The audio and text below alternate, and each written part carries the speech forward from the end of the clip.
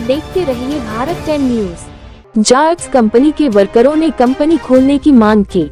सितारगंज सिडकुल के जायड्स कंपनी के वर्करों का धरना प्रदर्शन कंपनी गेट पर 161वें दिन भी जारी रहा। वही कंपनी वर्करों के धरने में खटीमा विधायक उपनेता प्रतिपक्ष भुवन कापड़ी व हल्द्वानी विधायक सुमित हृदेश राजा बहुगुणा सीपीआई मिल की स्टेट सेक्रेटरी ने धरना स्थल पर पहुंचकर धरने का समर्थन किया। वही कंपनी के वर्करों का कहना है कि जायड्स कंपनी द्वारा की गई गैरकानूनी अवैध बंदी के कारण 1200 श्रमिकों के परिवार के सामने रोजी रोटी का संकट उत्पन्न हो गया है। सभी वर्कर पिछले 6 महीनों से फैक्ट्री के गेट पर धरनारत हैं। वही फिर भी अपनी आवाज को सरकार तक पहुंचाने के लिए आज कंपनी गेट पर एक विशाल जनसम्मेलन किया, जिसमें भारी संख्या में क्षेत्रीय सिडकुल कर्मकार और महिला कर्मकार एवं संयुक्त सिडकुल मोर्चा के वर्करों ने अपना समर्थन दिया। वही खटीमा विधायक उपनेता प्रतिपक्ष भुवन कापड़ी और सुमित हृदेश ने कहा कि उत्तराखंड सरकार एक और युवाओं को रोजगार देने की बात कर रही है, लेकिन दूसरी ओर युवाओं को रोजगार देने के बजाय रोजगार छीनने का काम कर रही है। उत्तराखंड के मुख्यमंत्री उत्तराखंड में रोजगार बढ़ाने की बात कर रहे हैं, लेकिन उत्तराखंड में युवा दिन प्रतिदिन त्राहिमाम है। साथ ही कहा कि जायड्स कंपनी के वर्करों की आवाज हम पुरजोर तरीके से आगे बढ़ाएंगे। सितारगंज से अफसाना की रिपोर्ट। आपको भारतीय जनता पार्टी का प्रचार उपलब्धि के साथ दिखाई देगा। बने हुए 22 वर्ष हो गए। उत्तराखंड युवा प्रदेश है, युवा अवस्था में है।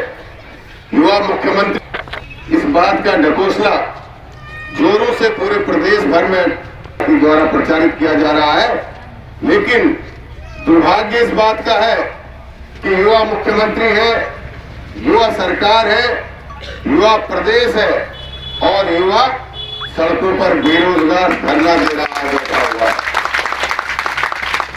आप किसी और देख लीजिए, चाहे विधानसभा भर्ती घोटाला हो, चाहे यूके SSC का घोटाला हो, चाहे उत्तराखंड ओपन यूनिवर्सिटी का घोटाला हो, चाहे मेडिकल यूनिवर्सिटी का घोटाला हो, चाहे उत्तराखंड में लगे हुए उद्योगों का पलायन हो।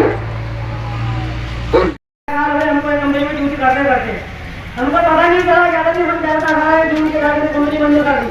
हमें पता नहीं, सुबह ड्यूटी आए यहाँ कंपनी में ताला वापिस घर को, और क्या करते हमें पता नहीं चला कंपनी बंद हो गई करके।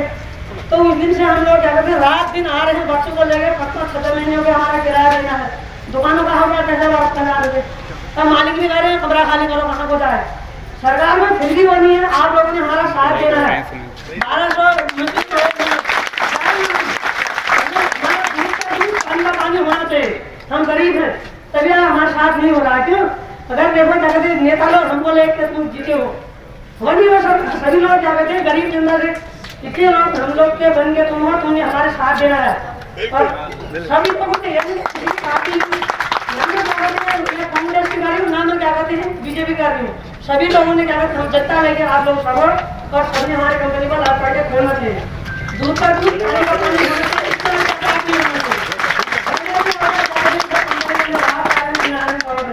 और हम क्या कहते घर से बेघर हो गए। नहीं पता लगा। कांग्रेस तो आज भी कह रही है सिटिंग जज की निगरानी में सीबीआई जांच करा दीजिए। पानी का पानी और हाकिम का गुरु कौन है सब पता लग जाएगा। लेकिन ये सरकार संरक्षण देने का भी एक वोट है और एक वोट आपका भी है, सबका बराबर का हक है।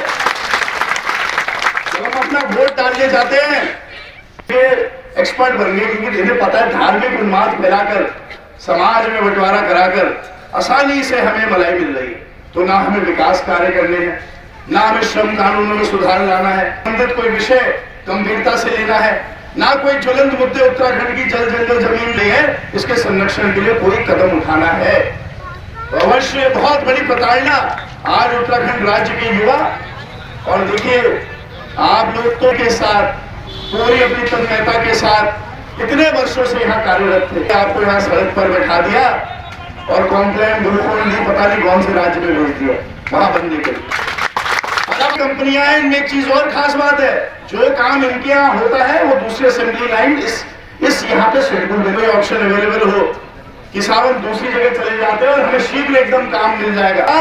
मित्रों पकौड़ा तलना भी रोजगार होता है, पकौड़े ना तलवाते आप करेंगे। इस लड़ाई में कतई जो आपका व्यक्तिगत योगदान है उसे कम मत आंकिएगा, अपने संघर्ष को आप कम मत आंकिएगा। हम दोनों आपको विश्वास दिलाते हैं क्योंकि हम सत्र का हिस्सा होने वाले हैं। अवश्य मोहन भाई, आपकी आवाज उठाना हमारा कर्तव्य भी है और वहां पे कापड़े जी से और मेरे से भी बात हो चुकी है, उनके पास हम जाएंगे। हमें कोर्ट के आदेश की जो दोबारा मेरे ख्याल से अवमानना का भी आ गया ना, अवमानना वाला, और वो उसकी कॉपी आप हमें उपलब्ध कराएंगे। हम वहां पे जाएंगे, मुख्यमंत्री पे जाएंगे, स्पीकर पे जाएंगे, मंत्रीगणों पे जाएंगे, जिसपे हमें जाना पड़े, हमें कोई गुरेज नहीं, हमें कोई बुरा नहीं लगेगा। आपके कर्मचारी प्रोटेस्ट कर रहे थे, समर्थन में पहुंचे, क्या कहेंगे? देखिए, आज उत्तराखंड से लगातार जो है फैक्ट्रियां पलायन कर रही हैं, उद्योग पलायन कर रहा है, मतलब कि रोजगार पलायन कर रहा है। जायडस के कर्मचारियों को अचानक सुबह पता चलता है कि उनकी फैक्ट्री बंद हो गई, ना कोई नोटिस पीरियड है ना कुछ है, और फैक्ट्री बंद करके चले जाते हैं और सरकार आंख बंद कर बैठी हुई है। हाई कोर्ट ने भी निर्णय दे दिया पक्ष में, तब भी कोई सरकार निर्णय नहीं दे रही है।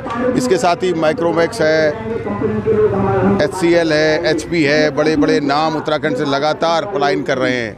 लाखों युवाओं को जो रोजगार देते थे उत्तराखंड छोड़कर जा रहे हैं, और उत्तराखंड सरकार झूठा ढकोसला पीटती है कि हम उद्योगपतियों को बुला रहे हैं, यहाँ उद्योग लगाएंगे। मैं आपके माध्यम से कहना चाहता हूँ सरकार से कि उत्तराखंड में लगे हुए जो उद्योग हैं वो पलायन कर रहे हैं, उनके पलायन को रोकने का प्रयास कर ले तो वही है कि हम मान लेंगे कि आपने उद्योग लगा लिए। जो इतने सालों से युवा जहाँ रोजगार कर रहे हैं, वो फैक्ट्रियाँ यहाँ से लगातार जा रही हैं, उसमें समीक्षा कर क्या कारण है, क्यों वो जा रही हैं। सरकार को गंभीरता से इसको लेना चाहिए। युवा प्रदेश, युवा मुख्यमंत्री, युवा बात करने वाली सरकार युवाओं को सड़कों पर बिठाल कर खुश है। मेरी तो समझ में ये नहीं आता कि पूरे प्रदेश का युवा, शिक्षित युवा हर तरफ जो है त्राईमान कर रहा है और सरकार अपनी झूठी पीठ थपथपाए हुए है। तो हम जायडस के कर्मचारियों के इस धरने में इनके समर्थन में आए हैं और इन्हें विश्वास दिलाते हैं कि हम सड़क से लेकर सदन तक इनकी इस लड़ाई में इनके साथ भागीदार बनकर भूमिका निभाएंगे। प्रदर्शन कर रहे हैं, देखिए, जायडस कंपनी जिस प्रकार से रातों रात बंद करके यहाँ पे अपना पूरा सिस्टम और इनको बाहर करके चली गई, बड़े शर्म की बात है कि मुख्यमंत्री जी निवेश की बात करें होल्डिंगों में बड़ी, और यहाँ से जितना हमारा पुराना निवेश है वो सारा भागता हुआ जा रहा है, पलायन हो रहा है इंडस्ट्री का यहाँ उधम सिंह नगर विशेषतम सिडकुल से। और उसके बाद ये लोग कोर्ट से भी केस जीत के आ गए हैं जिसमें उन्होंने इलीगल घोषित करा है, जिस प्रकार से जायडस गई है। उसके बाद भी सरकार संज्ञान लेके इनको इंसाफ नहीं दिला रही। तो एक गूंगी बहरी सरकार बन चुकी है। और विशेषतम सिडकुल में जो लगातार प्रताड़नाएं हो रही हैं, श्रम कानूनों में सुधारों की आवश्यकता है। अशोक लेलैंड में भी अभी लोग परेशान थे, उससे पहले HP कंपनी चली गई। तो इसलिए लगातार यहाँ पे युवाओं का शोषण हो रहा है और केवल नारे के लिए युवा प्रदेश युवा सरकार कही जा रही है, वरना सबसे शोषित अगर कोई इस समय वर्ग है, हमारे युवा साथी हैं, जो हमारी धरोहर है, जो हमारे भविष्य के ध्वजवाहक हैं।